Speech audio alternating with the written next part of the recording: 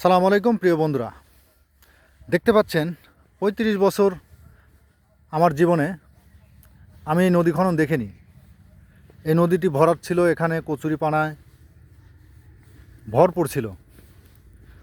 সেনাবাহিনীর তত্ত্বাবধানে এই প্রকল্পটা চালু হওয়ার পরে নদীর অবস্থাটাই পরিবর্তন, কতটা পরিবর্তন হয়েছে সেটা আমি ভাষায় প্রকাশ করে বলতে পারবো না।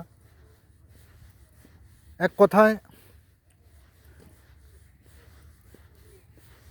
রাত দিন যেমন একটা কথা বলে মানুষ, ঠিক তেমনই পরিবর্তন ঘটেছে।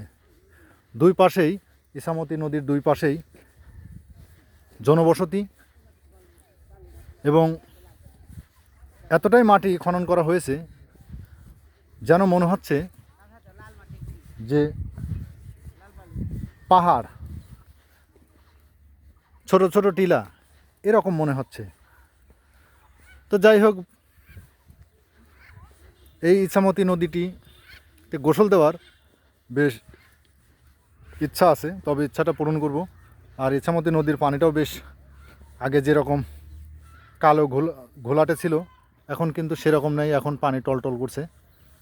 তো ভিডিওটি কেমন হলো অবশ্যই কমেন্টে জানাবেন। আজ এ পর্যন্তই, আল্লাহ হাফিজ।